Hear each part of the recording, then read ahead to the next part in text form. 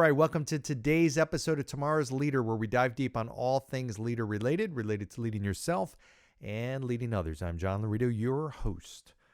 So have you ever been in a situation where you convinced yourself that something that did not happen actually did? Or did you convince yourself of a lie that actually was, you can convince yourself that it was true?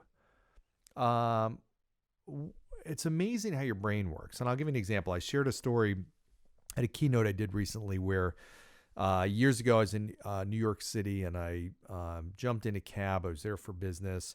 I jumped in a cab and I gave the cab driver the address and I said,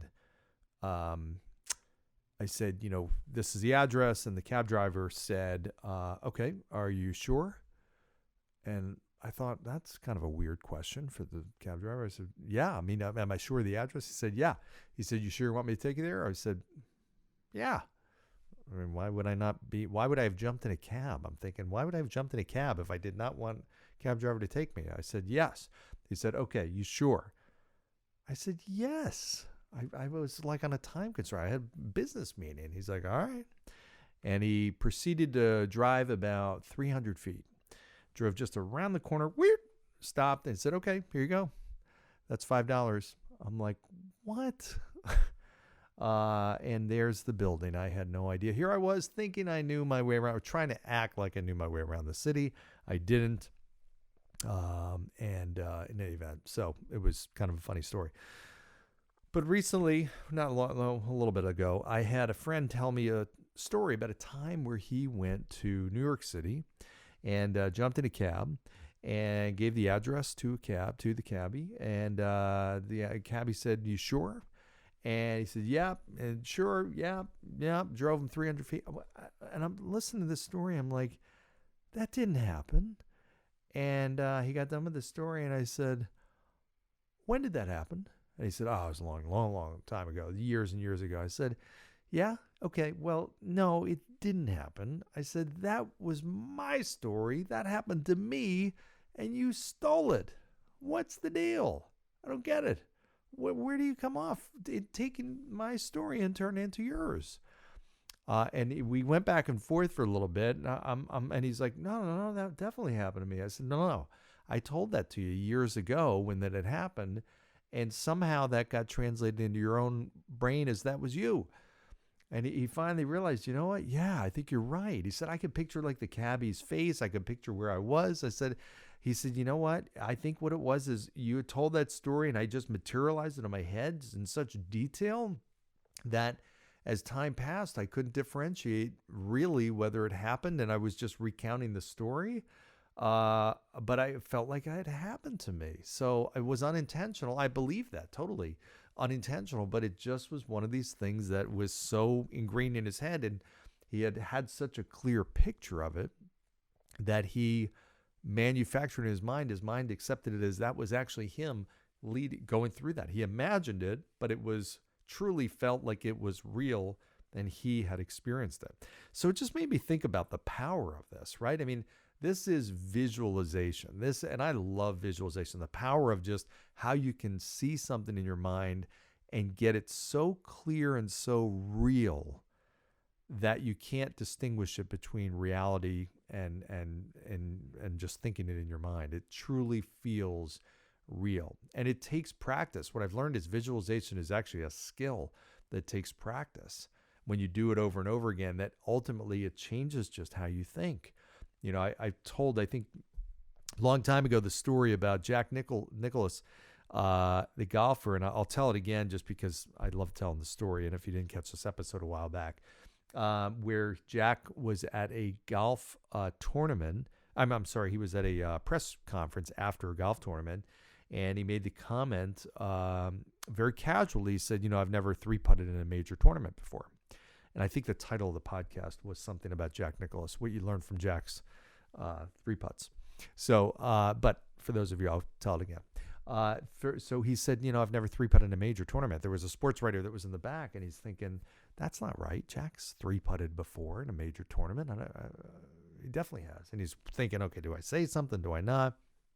raised his hand. He said, Mr. Nicklaus, all due respect here, you have three putted. You said you've never three putted.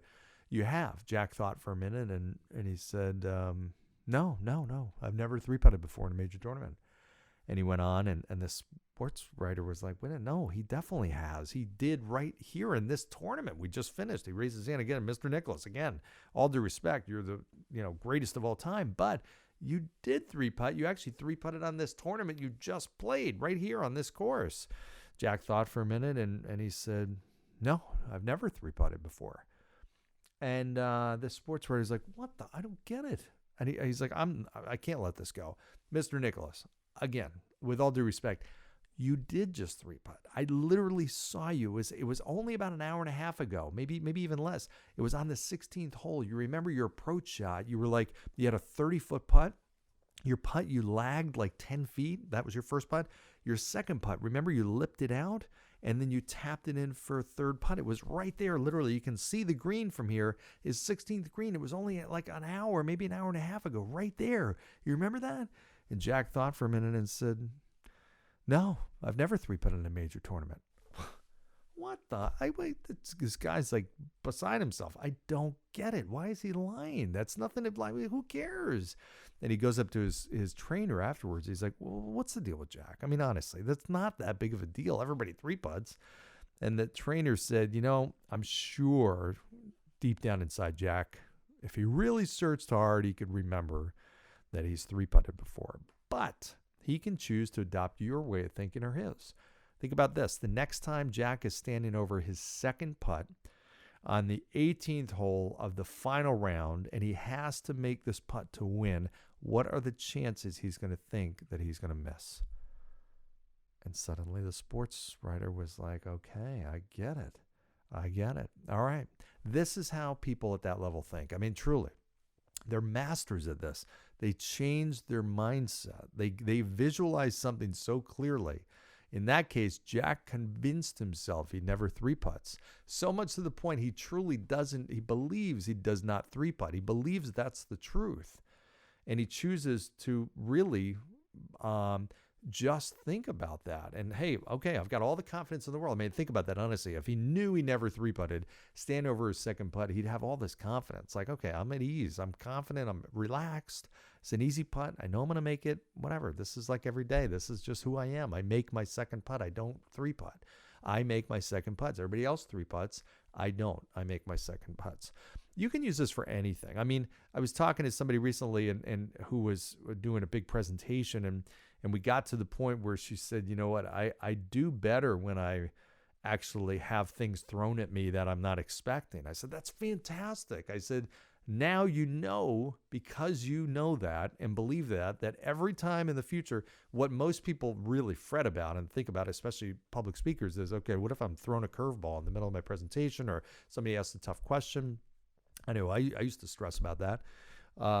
And for her, that became a strength. I hope they do, because that's my best. That's when my best comes out, is when I get a curveball, because I handle stuff like that really, really well. It's amazing, and everybody has these short circuits. You've got this pattern in your mind that when something happens, you're trained to believe a certain thing will be the outcome. But you can rewire that. You can actually rewire that pattern in your mind. You can rewire that loop, and so that you can connect it with something different. It just takes practice. If you're the type of person that says, hey, I really struggle under pressure. When it's high pressure, I fail, I crumble under pressure. Well, you actually could retrain and reframe your mind to believe truly that you perform at your best when you're under pressure. Truly. Nothing changes other than really what you really believe. And when you believe that, your performance is incredible. It's unbelievable how well that works. So interesting story, interesting thought about the power of that. And I want you to just pay attention to that now. Just think about that and especially as time goes on. We convince ourselves it's something. Do you ever have a dream and you're like, you can't distinguish, was that a dream or was it real? Did that happen? Especially something that was a while ago. Did that happen, or did I just dream about that? Was I daydreaming about that, or did it actually happen? That's what I'm talking about. The line is fuzzy. And if you truly do tell yourself what you want to believe over and over and over again, ultimately you do. You believe it. I mean, truly. And when you believe it and you know it, it's going to happen. That's bound to happen. If you truly believe, and those of you who play basketball, you get that feeling like you just know you're going to get this shot. You just feel like everything this is perfect. It happens. You get the shot, you make the shot. It happens in sports. It happens in business. It happens in life. It happens in everything. So unbelievably powerful stuff. So that's my thoughts for the day. Hope that was helpful. As always, interested in your thoughts for the day. So reach out to me. Let me know what's on your mind. What's challenges you're facing, problems, questions, all that kind of stuff. Successes. I want to hear your successes. And as always, I appreciate when you like, share, and subscribe. And of course, go down below, give a 5-star review. Thanks. Have a good one, everybody. Bye.